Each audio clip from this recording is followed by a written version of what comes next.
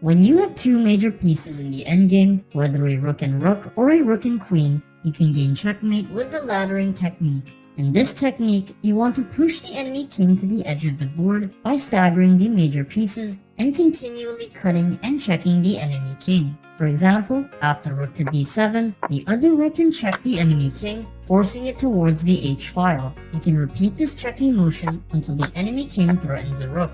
From here, move the threatened rook closer to the king while still cutting off the enemy and repeat until checkmate. Alternatively, you can protect the rook before delivering the checkmate. Now go ahead and try to checkmate with two major pieces. When you have a king and queen against an enemy king, you can easily checkmate by pushing the enemy king towards the edge of the board. For example, with queen to b5, the enemy king is cut off from the higher ranks. As the queen moves toward the enemy king, the king is cornered and confined to two squares. Be careful not to overextend your queen, as the enemy may stalemate what should have been an easy win. From here, you can move the king to protect the queen or have it be protected by the queen. This is accomplished with queen to g2, ending the game in checkmate. These principles for checkmating also apply to the king and rook, but it may take more moves. For example, with rook to h3, the enemy king is being pushed towards the 8th rank. If the kings get within a knight's move from each other, it is best to move the rook closer to your king as a waiting move. Otherwise, the enemy king may threaten your rook. If the enemy king moves to d4 and lines up with your king, you can check with the rook, pushing the enemy king towards the edge. If the enemy king moves to the side, you can chase with your king until they align and check with the rook. While you can use this method to eventually checkmate the opponent, it takes a lot of moves and can be done more efficiently. If the enemy king gets close to another edge, you can cut them off there for a faster checkmate. After the enemy king moves to h4, you can cut them off on the h-file with rook to g3. All you need to do now is protect the rook with the king, chase the enemy king with your king, and deliver the checkmate. Now go ahead and try the king and queen or rook checkmate yourself. When you have two bishops in the endgame, you can deliver a checkmate by pushing the enemy king to the edge of the board. It is best to centralize your king and bishops first to activate all pieces for attack and protection. After achieving this position, you can slowly push your bishops up to cut off squares for the enemy king while retreating when threatened. When the bishops can no longer move up, you can move the king to protect the bishops and push the enemy king towards the edge. From here, you can check the king with bishop to g6. If the enemy king moves to d8, you can check again with bishop to f6. After chasing the enemy with your king near the corner, you can deliver a mate in 2 with the bishops. Instead of d8, the enemy king can also move to f8. In this case, you can similarly move the bishop to f6 and activate the king to e6. Next, move the same bishop back and move the king beside the other bishop to prevent the enemy king from moving to the 7th rank. From here, check the enemy with bishop to d6, move the other bishop to f5, and move the king again to that bishop's previous square. You can now deliver a similar checkmate as before, using the bishops after king to g6. Now go ahead and try to checkmate with two bishops. When you have a queen and bishop in the endgame, you need to push the enemy king to a corner square, ideally with the same color as your bishop square. You can use the queen to cut off the enemy, and if the king moves toward the queen, use the bishop as a waiting move. For example, after queen to d3 and black king to d4, you can move the bishop to d2. You should also avoid bishop to b2 because you risk a stalemate by targeting the square you want to checkmate on. You can keep pushing the king with the queen until the enemy reaches the square beside the corner. From here, you can checkmate the king with bishop to c3 and queen to g7. If you push the enemy king to a corner square with a different color than your bishop square, you can use a waiting move to deliver a checkmate. For example, after the enemy king moves to the corner, you can move the bishop to d3 and then move it to d4 as a waiting move. With bishop protection, the queen can checkmate at h7. Now go ahead and try the queen and bishop checkmate yourself.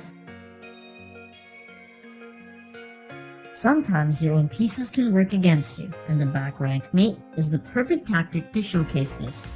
If the squares in front of an enemy's king is blocked by their own pieces, you can deliver a checkmate by attacking the enemy's back rank.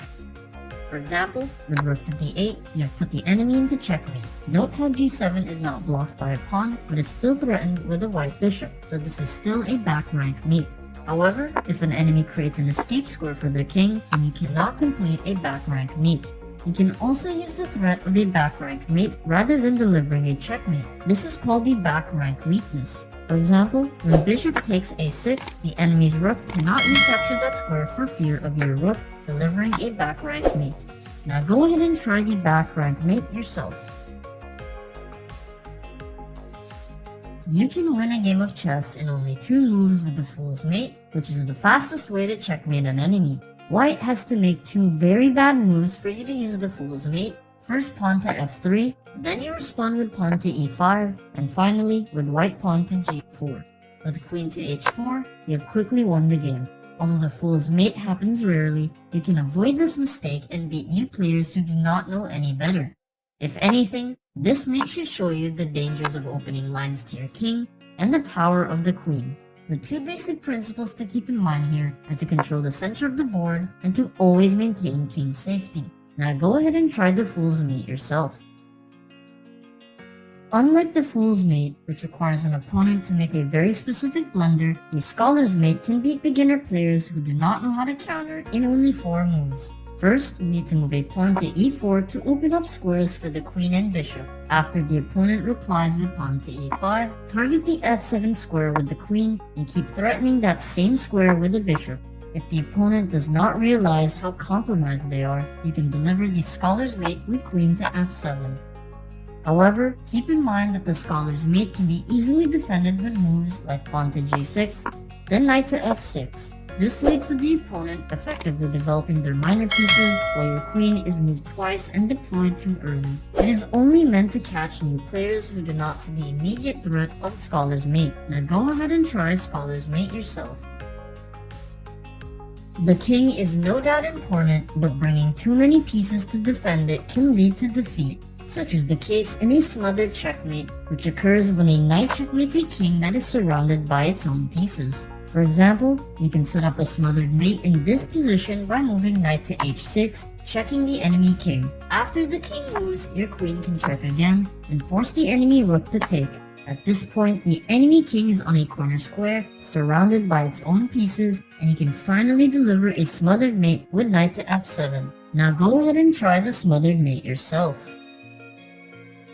When you have a knight and rook working together, you can deliver the Arabian Mate. The Arabian Mate typically traps the enemy king on a corner square, with a rook checkmating and preventing a diagonal escape, and a knight protecting the rook and preventing escape as well.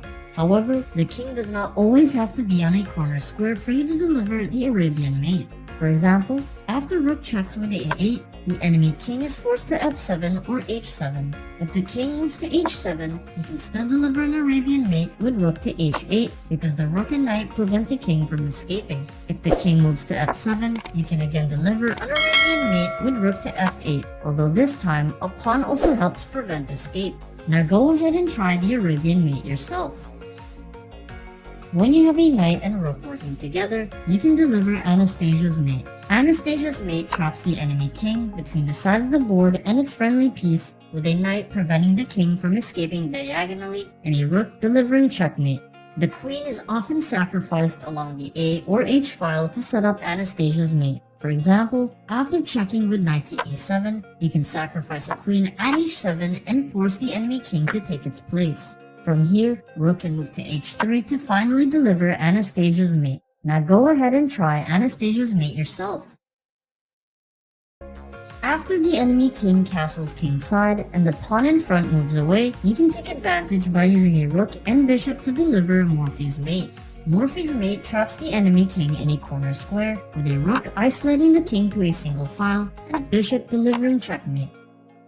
You can also deliver Pillsbury's Mate with the same concept, but the checkmate will be delivered on a non-corner square. For example, after sacrificing knight at f6 to create enemy doubled pawns, you can check the king with rook to g1. You can check again with bishop to g7 and deliver Pillsbury's Mate with a discovered attack after bishop to f6. Now go ahead and try Morphes Mate yourself.